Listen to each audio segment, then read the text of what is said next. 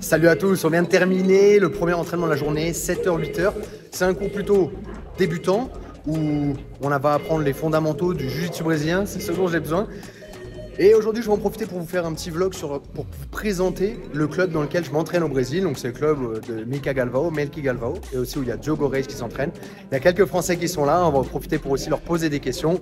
J'espère que ça vous plaira. N'oubliez pas de mettre un like tout de suite sur la vidéo pour aider à remonter dans l'algorithme. Et on est parti pour la présentation du club à Jundiaí de Melky Galvao. Let's go!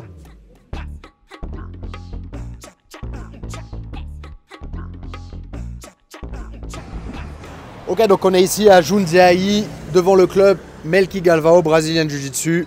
L'un des meilleurs clubs au monde, hein. Il n'y a même plus besoin de discuter de ça. C'est parti, je vais vous présenter la salle.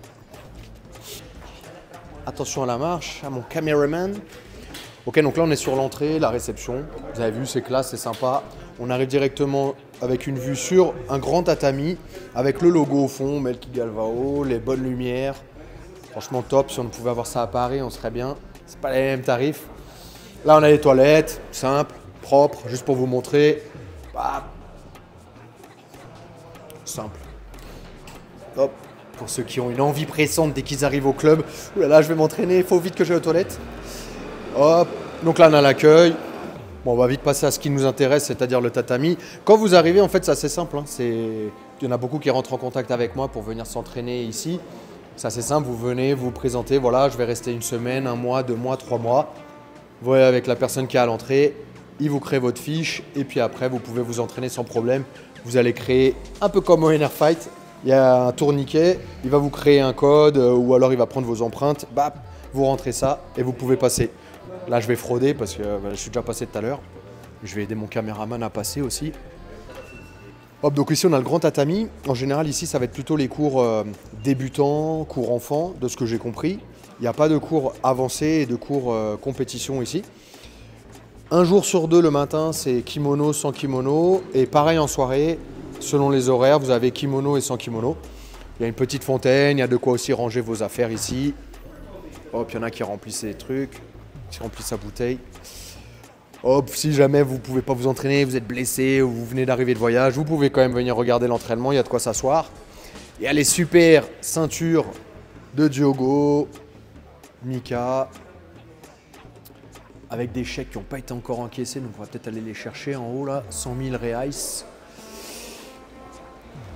Et on va descendre, donc ça c'est le rez-de-chaussée, et juste en bas, vous avez la partie vestiaire, compétition, même un petit espace pour les cours particuliers. Donc là, super sympa. Ils sont originaires de Manaus, donc ils essaient de garder un peu des images de Manaus, des peintures, voilà, pour rappeler un peu leur ville d'origine.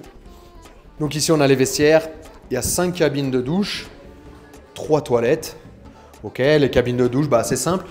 Alors, c'est pas des cabines comme on a, c'est pas des douches comme on a en France, mais en fait, ils ont du chaud et du froid en haut directement, si vous voyez, c'est à la brésilienne. Bon, c'est propre, hein, et puis il y a de quoi se changer, prendre sa douche correctement. Toilette, bon, propre aussi. Là, vous avez le bureau du patron pour signer les contrats. Ici, on a une petite salle, donc c'est une salle de formation, quand ils ont des cours ou autres. Et puis là, vous avez de quoi faire des cours particuliers avec Mika, Diogo ou les autres coach du club. C'est une petite salle aussi pour filmer qu'ils utilisent pour bientôt, ils vont lancer leur propre plateforme de vidéos en ligne d'apprentissage du jiu-jitsu brésilien, lutte à livrer. Petit espace de prépa physique. Donc là, c'est entre 2 cours. Les petits jeunes, ils veulent jamais s'arrêter. Ils travaillent gainage et le grip. On va passer, pas les déranger. Donc là, on est sur un entre-deux cours. J'ai fait 7h, 8h, entraînement kimono. Là, normalement, c'est 1 heure où on peut faire ce qu'on veut, en fait. Il y en a qui font un peu de prépa, il y en a qui vont faire des drills, donc de la répétition technique. Et donc là, c'est l'espace compétition, cours avancé, ou quand il y a des stages, c'est essentiellement ici. Donc vraiment un grand espace. Donc ce qui est intéressant aussi, c'est qu'on est en sous-sol, mais en fait, comme il y a un dénivelé ici, là, pour le parking. D'ailleurs, ceux qui viennent en voiture, vous pouvez vous garer très facilement. Moi, je me gare tout le temps là dans cette petite cour à l'extérieur du club. Et donc là, hop, vous avez tout l'espace compétition. Pareil, vous avez une petite fontaine d'eau s'il y a besoin pendant l'entraînement. Vous pouvez boire. Alors, on va voir si c'est ouvert, sinon on fera le tour. Yes, ici déjà c'est ouvert. Donc déjà je vais pouvoir vous montrer le sauna. Alors, la petite douche avant de rentrer dans le sauna. Hein. Question d'hygiène un petit peu. Et ici vous avez un sauna sec. Alors c'est bizarre, au Brésil ils sont plutôt sur des saunas humides. Ici ils ont fait le choix du sauna sec. Moi je trouve que pour perdre le poids, en tout cas personnellement, je trouve que le sauna humide est un peu plus efficace. Mais voilà, après c'est aussi de la récupération et puis être là, discuter, relaxer après l'entraînement. Et là, on a le truc de la mort. Donc là c'est eau gelée de chez Gelée. J'en fais un petit peu, je peux vous dire que je reste pas longtemps dedans. Mais ça fait vraiment du bien, j'aime bien en ce moment. Alors je sais pas si j'ai raison de le faire, mais je le fais après mes entraînements et avant la prépa physique. Ça me permet de remettre un petit coup de boost dans mon corps. Donc.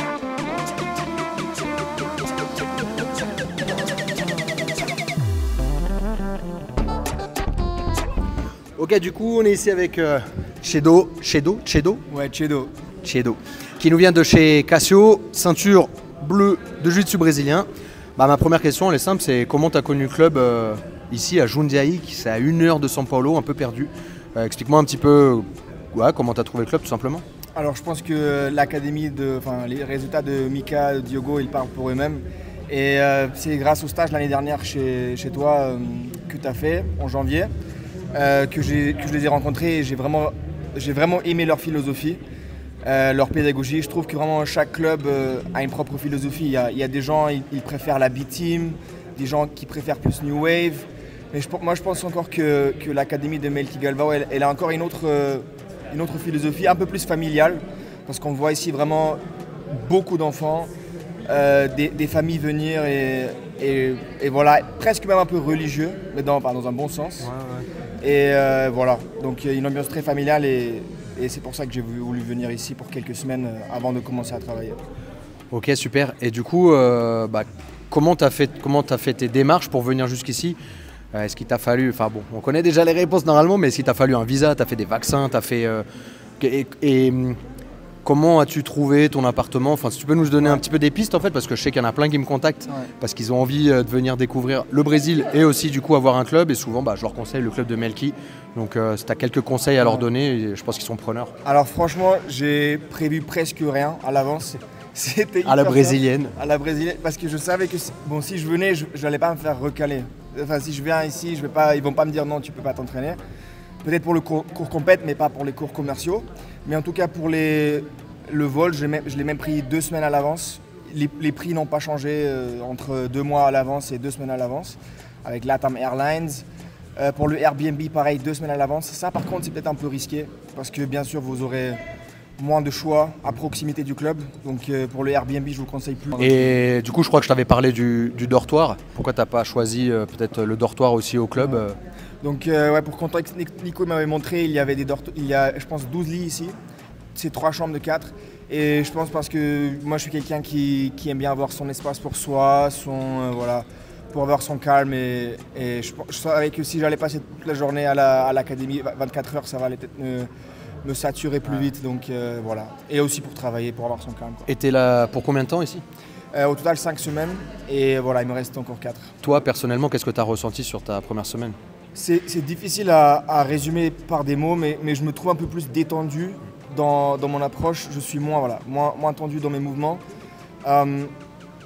C'est vraiment difficile à exprimer, mais après, il y a une fluidité en plus.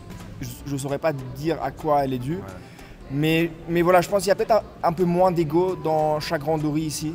Vraiment moins d'ego, parce que les enfants ici, tu tournes avec eux et eux ils s'en foutent en fait.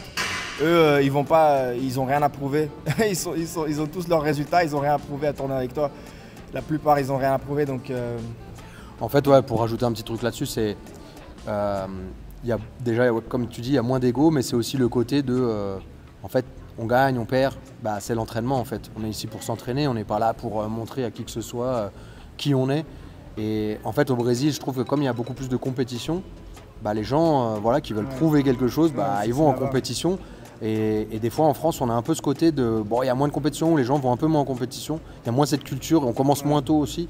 Et du coup, on veut essayer de prouver peut-être sur le tatami avec des randoris, alors que c'est pas forcément l'endroit. Là j'ai tourné avec un gars juste là à l'instant. Je pense qu'hier il a fait une médaille d'or au championnat Paulista.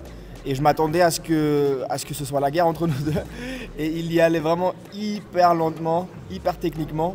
Donc ok, moi je me suis adapté, moi j'ai fait comme lui, j'ai suivi. Donc voilà, comme quoi c'est pas toujours ce à quoi on s'attend. Après il y a le côté aussi, je voulais revenir un peu sur le voyage pour toi, le côté budget.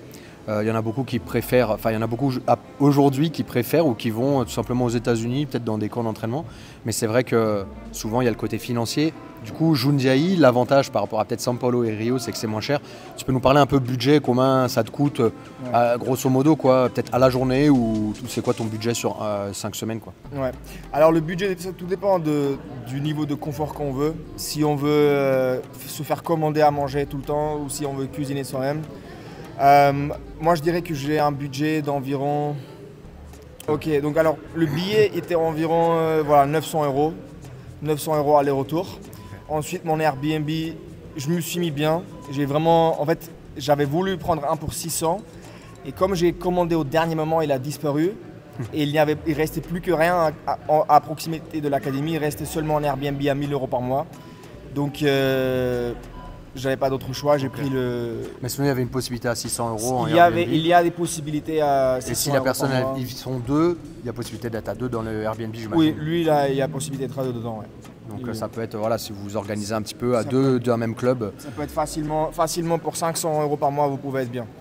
Et sur Airbnb, j'avais vu des apparts, ouais, pour 600 € pour deux personnes, largement suffisant à proximité de l'académie. C'est juste, voilà, comme j'ai pris le mien à la dernière minute, ça, voilà. Malheureusement, t'avais moins de choix. Et après, au budget à la journée à peu près, comptant la nourriture, puis aussi le prix à l'entraînement, ou plutôt sur le mois, quoi, ça fait combien à peu près? Alors, je pense que l'abonnement mensuel me coûte, je pense 70 €, un truc comme ça, 70 €. Donc l'abonnement lui-même, il est négligeable. Après, voilà, vous venez avec un kimono blanc. À l'avenir, vous devrez acheter le kimono de l'académie. Je pense qu'il vous coûtera environ 100 €. Mais bon, un kimono, ça reste à vie et en plus, c'est un magnifique souvenir. Donc voilà, donc, moi j'ai pris 2 kimonos. J'ai pris tenue rash-guard, etc., le legging. Donc environ le matos, voilà, il faut compter peut-être 300 € pour le matos, 70 € pour l'abonnement. Ensuite, vous pouvez manger très, très bien dehors, des très bons plats à midi, le soir pour 6-7 €. Voilà, très complet. Les pratos executivos. Ouais, c'est des plats, les plats du jour, c'est ça à peu près, plats du jour. Vous avez protéines, glucides, légumes. Voilà. Après, pas très loin de l'académie, c'est un endroit où j'aime bien aussi aller manger. C'est un Libanais en mode buffet, où soit c'est à volonté, soit vous pouvez payer en fonction du poids de votre assiette. Donc j'en ai à peu près à chaque fois pour 10 € avec un jus frais, pressé à l'instant même. Donc voilà, ouais, c'est pas je dirais qu'il ne faut pas oublier que le Uber ici coûte surprenamment peu cher. Le Uber, ça coûte rien. Vous avez des courses, donc vous allez à l'autre bout de la ville, une course de 10 minutes qui vous coûte 2 €. Donc 2-3 € en Uber, vous êtes à l'autre bout de la ville. Et voilà, donc si vous voulez aller dans n'importe quel resto, vous appelez un Uber. Enfin, ou voir le jardin botanique ou voilà. Après, il n'y a pas grand chose à voir ici. Et si vous voulez aller même jusqu'à São Paulo, hier je voyais Diogo, il est venu et ça a coûté 25 € à peu près. Donc c'est largement jouable. En tout cas pour des Parisiens, c'est des prix. 25 € alors qu'en train c'est presque 2 heures. Enfin ok, bon, un peu moins que 2 heures en train, mais jusqu'au centre-ville. Mais donc en Uber, ouais, c'est peu cher quoi, les transports. Super, bah écoute, merci Tchedo, et puis on te souhaite un bon séjour au club. Merci à toi Nico. Ouais. Merci, à plus tard. À plus les gars. Ok, super, et là on est avec Matteo. Matteo, ça fait combien de temps que tu es arrivé au club? Ça va bientôt faire 2 mois que je suis ici à m'entraîner chez Melki. Ok, super. Donc Matteo, lui, il a pris des choix un peu différents. Tu vas nous raconter. Au début, il était au dortoir. Maintenant, il est sorti du dortoir. Bah, pareil, tu peux nous raconter un petit peu ton expérience au club. Déjà, au début, pourquoi tu es venu ici? Qu'est-ce que tu recherches à travers ta venue ici sur le club? Et comment tu as fait tes recherches? Comment tu as trouvé le club? Etc. quoi. Alors moi, je suis étudiant à la base. Donc j'allais rentrer en première année de master, mais je ne savais pas trop ce que je voulais faire. Donc j'ai décidé de faire 1 an de break. Donc j'ai bossé pendant 6 mois avant en tant que surveillant dans un lycée et maintenant je suis ici. J'ai fait pareil. J'ai fait pareil et la petite astuce, c'est que moi, en fait, j'avais fait surveillant exprès pour pouvoir me payer, parce qu'il me payait juillet, août. Je sais pas si tu as fait la même astuce, non, mais moi c'était ça en tout cas. J'étais parti au Brésil en juillet-août avec, du coup j'avais travaillé 1 an et du coup j'avais le droit à ces 2 mois là payants. Sur les dates ça calait pas malheureusement, mais c'est une bonne solution, ça paye très bien. Et du coup je suis venu ici. Pour venir ici j'ai pris un PVT, donc c'est un visa pour les jeunes pour moins de 25 ans, c'est vachement bien, ça peut durer 1 an. C'est gratuit et vous pouvez aussi travailler sur place avec sans avoir de contrat de travail au préalable. Donc c'est vachement pratique. Ah ouais, c'est pratique. Et comment tu as fait ta demande pour ça? J'ai jamais entendu parler de ça. Alors il faut aller à l'ambassade à Paris ou alors sinon vous pouvez faire directement les papiers. C'est via des organismes. Mais si vous faites via des organismes, ça vous reste 150 €. Sinon c'est gratuit. Vous pouvez venir jusqu'à 1 an ici et c'est vachement pratique. Vraiment. Putain, magnifique. C'est limité à 500 par an, mais franchement c'est très bien. Putain, là, rien que pour ça, l'interview elle valait la peine. Vous avez vu, 1 an, vous pouvez venir au Brésil. Avec un visa, vous êtes bien. Si vous voulez travailler sur place, vous pouvez. Si vous voulez juste venir en tant que touriste, vous pouvez aussi. Il n'y a pas besoin d'avoir de contrat de travail au préalable. C'est pour ça que c'est vachement bien. Pour le billet d'avion, j'en ai eu. Alors moi, j'ai pris que l'aller pour le moment et j'ai aussi le retour. Mais c'est à peu près. J'ai payé 350 pour le billet d'avion vu que j'ai bien anticipé le truc. On voit déjà le mec organisé. L'autre qui prend son Airbnb 2 semaines avant de venir. Alors, lui, il a son visa, pris son billet bien en avance. Voilà. Après, le visa, ça m'a pris 1 ou 2 mois pour l'avoir. C'est assez rapide dans l'ensemble. Donc voilà. Du coup je suis arrivé ici, je m'étais dit je vais prendre le dortoir pour à peu près 2-3 semaines, histoire de m'acclimater un peu, de prendre le rythme aussi, parce que le rythme est quand même assez particulier. Et puis de trouver peut-être un appart sur place ou autre. Donc j'ai fait 2 semaines.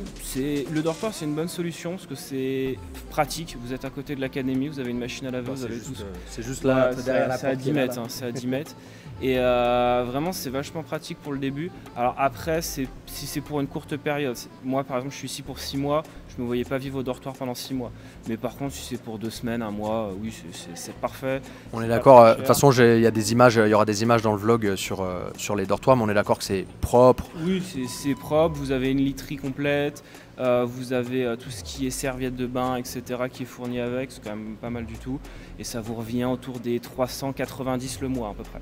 Ah ok, super, bah ok, parfait. Ensuite, du coup au bout de 2 mois j'ai trouvé un Airbnb. Coup de chance, j'ai trouvé un Airbnb à 10 minutes à pied, je paye 350 $ par mois, donc franchement c'est impeccable. Super. Voilà, le seul truc que je partage c'est ma cuisine, mais franchement c'est pas la mort. Donc c'est vraiment bien, je suis à 10 minutes. Je peux venir en Uber aussi si je veux, le Uber me coûte franchement 1 € de Uber. 1 € de Uber. Les Uber c'est merveilleux ici, vous pouvez aller à la São Paulo pour 18 € alors que c'est 1h30, c'est merveilleux, franchement c'est merveilleux.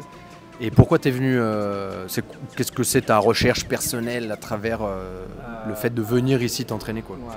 Bah, déjà de 1 c'était pour prendre le temps de réfléchir à ce que je veux faire pour mes études, pour boucler mes études. Et dans un deuxième temps c'est que je voulais devenir meilleur en jiu-jitsu, je viens d'un club de campagne en France. On peut s'entraîner Quelle ville sur Angoulême, à proximité d'Angoulême, et on peut s'entraîner peut-être 2 à 3 fois par semaine. Ici, c'est ce que je fais en une journée, quoi. Donc c'est vrai que c'est incomparable. Et puis il y a une quantité de sparring, c'est vraiment incroyable. Donc, pour moi, c'est le meilleur endroit pour venir s'entraîner en Amérique du Sud, sûrement. Et surtout comparé aux États-Unis, qui est souvent la solution qui est choisie, c'est peut-être 3 à 4 fois moins cher. La vie coûte pas grand-chose sur place. L'académie, pour 1 mois, c'est 60 €, c'est vraiment pas cher comparé aux autres académies des États-Unis. Donc ouais, pour moi, c'est le meilleur endroit pour venir s'entraîner, surtout pour une période de 6 mois comme moi. Ok, super. Et du coup, là, sur toute la période où tu es là, qu'est-ce que tu as senti peut-être de différent en toi, ou qu'est-ce que ça t'a apporté les entraînements par rapport au temps où tu es là et à tous les entraînements que tu as fait? Alors, je t'avoue que le premier mois, j'en ai chié. Vraiment, c'était dur psychologiquement ou pas? Ouais, c'est un peu dur parce que déjà le rythme c'est compliqué. L'entraînement est à 7 h du matin et après les autres entraînements sont en soirée à moins que vous fassiez des cours professionnels, mais sinon c'est 7 h et le prochain cours est à 19 h. Donc ça vous fait quand même une grosse amplitude sur la journée. Et puis c'est qu'il n'y a pas de sparring facile. Moi le premier mois j'ai servi de serpillière à peu près à toute la salle, quoi. Donc c'est vrai que c'est un peu dur. Après vous commencez à prendre le rythme, la chaleur aussi c'est très particulier au début. Je suis parti de la France, il faisait 2 degrés, il en fait 35 aujourd'hui. Voilà, ça fait un peu bizarre au début, mais après, franchement, on commence à s'y faire et il faut un petit temps d'acclimatation. Mais après, voilà. Après, si je pourrais donner un conseil pour ceux qui viennent, je recommanderais quand même de venir à partir au moins de la ceinture bleue, parce que si vous êtes ceinture blanche, vous serez cantonné au cours des ceintures blanches, et du coup, c'est un peu louper une partie de l'expérience quand même, je trouve. Si Après, si on a la chance, si j'arrive à l'interviewer, il y a un autre Français qui m'a demandé des informations, qui est ceinture blanche justement, qui est venu. Donc peut-être lui, il dira peut-être le contraire ou pas. Donc à voir, mais c'est vrai que l'expérience, elle est quand même complète si on arrive à faire aussi les cours compétition. Puis en plus, tu as fait des compétitions ici aussi, ouais. Ouais, j'ai fait du coup les Open ADCC. Et ce week-end, là, j'ai fait les Polista, et je vais sûrement à Rio le week-end prochain. Ok, super. Par contre, s'il va à Rio, je suis pas sûr qu'il va revenir ici parce que Rio, c'est une autre chose. Ok, est-ce que tu veux rajouter un petit truc ou on a fait à peu près le tour? Je crois qu'on a fait à peu près le tour. Franchement, c'est une très bonne académie, n'hésitez pas. Pour moi, c'est le meilleur chose que vous pouvez trouver en Amérique du Sud, voire même au niveau mondial pour le rapport qualité-prix. Vous pourrez difficilement avoir mieux. Top, écoute, merci beaucoup. Merci à toi, Nico. Allez, on retourne à l'entraînement au SAR.